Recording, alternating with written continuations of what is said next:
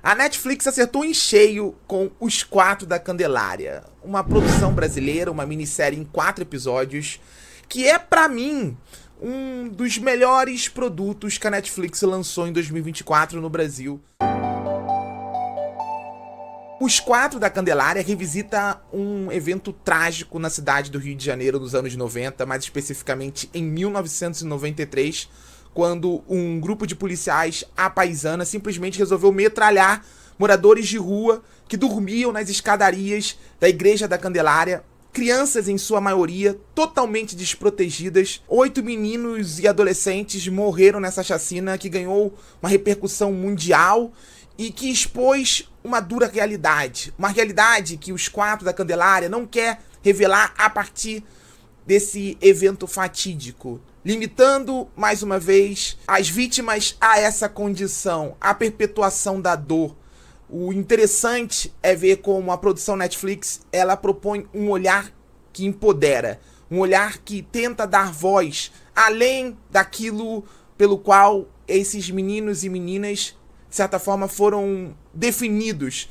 É uma série que parte de um ponto de vista ficcional e que faz isso para potencializar a realidade e para mergulhar num cenário que durante um tempo longo demais a sociedade infelizmente empurrou para debaixo do tapete. E esse é o primeiro grande diferencial de Os Quatro da Candelária. A forma com que o criador da série, Luiz Lomenha, usa esse ponto de vista ficcional para tentar se distanciar do evento fatídico em questão, da violência como uma manifestação extrema da realidade daqueles meninos e meninas. E faz isso com enorme imaginação, com enorme criatividade, numa crônica urbana que ganha um caráter atemporal. E é muito interessante como o criador ele investe numa produção que flerta com elementos anacrônicos, porque eu realmente demorei, inclusive, para perceber isso.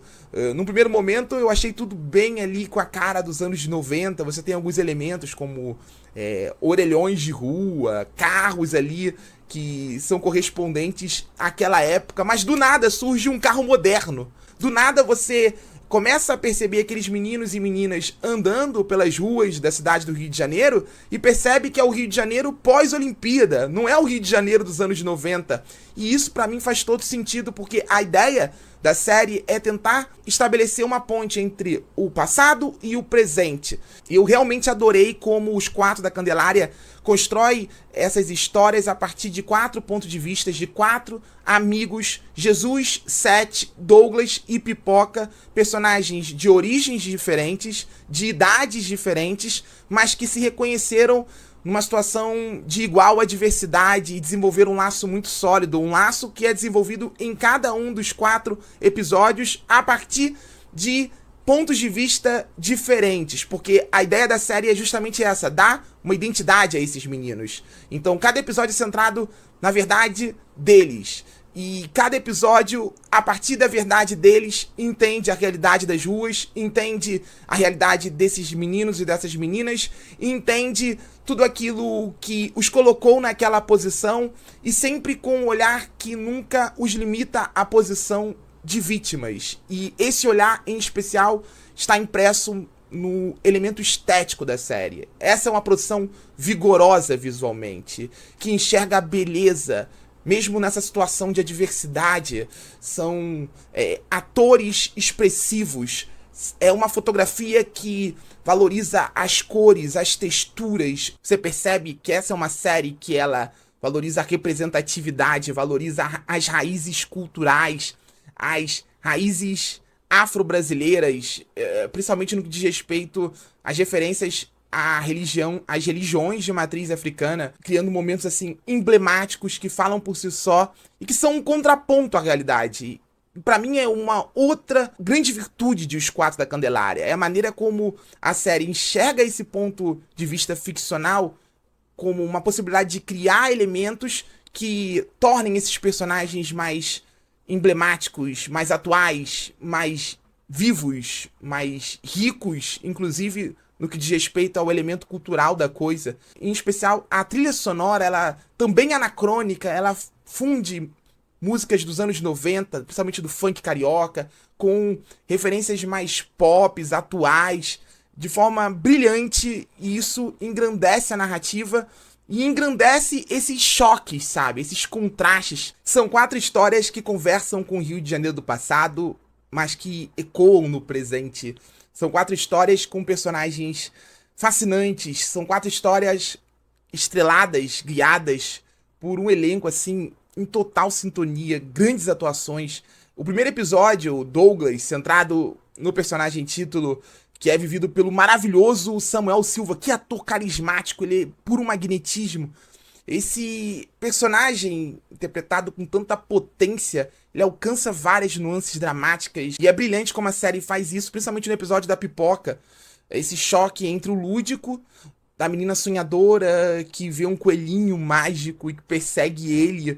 E esse coelhinho remete a Alice no País das Maravilhas, mas remete à inocência ameaçada nesse mundo real. É uma série que, quando consegue se distanciar, romper com o fardo da realidade, faz isso de forma muito criativa, muito imaginativa e sempre acessando a verdade desses meninos e meninas que, no final das contas, por trás da fachada, por trás da casca criada para sobreviverem nas ruas, eram crianças, eram sonhadores, eram jovens que só queriam uma perspectiva de futuro. É difícil encontrar algum problema aqui, porque o elenco, principalmente o elenco infantil, infanto-juvenil, melhor dizendo, tá em total sintonia, mas eu acho que existem algumas questões aqui que pra mim poderiam ser melhor resolvidas. Por exemplo, esses personagens secundários que cruzam a jornada dos meninos e da menina, eles não são tão bem desenvolvidos assim, e a ideia de você ter os 4 episódios acontecendo no mesmo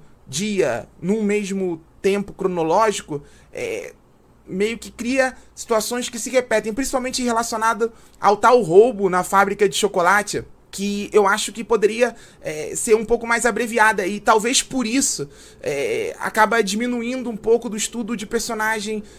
Eu acho que principalmente o conto envolvendo Jesus, que é um personagem mais intenso, é um garoto que quer algo que ele parece não conseguir, é um personagem intrigante que eu acho que ele talvez não tenha sido tão bem desenvolvido, porque a série precisa trabalhar a questão do assalto sob a perspectiva dele e sob a perspectiva dos outros 3, então eu acho que nesse momento os 4 da Candelária se repetem um pouco, mas assim, esse é um pormenor minúsculo, que em hipótese alguma diminui o peso, a potência e a importância de Os 4 da Candelária. Uma série culturalmente emblemática, com raízes sólidas, um elenco brilhante, um roteiro cheio de diálogos, assim, daqueles que você fala, putz, esse diálogo aqui, maravilhoso, maravilhoso. E que, embora nunca se prenda à lógica true crime, não é esse tipo de série. Inclusive o próprio criador, Luiz Lomen, ele deixou claro isso. Essa não é uma série true crime, essa é uma série sobre jovens, sobre verdades, sobre meninos e meninas que só queriam sobreviver, viver o sonho. Embora ela não seja esse tipo de série, sabe, presa à questão da violência, quando precisa retratar, sabe, a chacina em si, faz isso com muita potência. É um choque, é um soco no estômago, daqueles assim, que quando acaba a série você fica encarando a tela preta, sabe? Encarando os créditos e refletindo, experimentando mais uma vez essa dor. Os 4 da Candelária dá voz a esses personagens e dá uma belíssima voz a eles. E aí, o que você achou da série da Netflix? Diga nos comentários, não esquece de deixar o like, de compartilhar esse vídeo e de seguir o Barata no Cinema, porque isso me ajuda muito.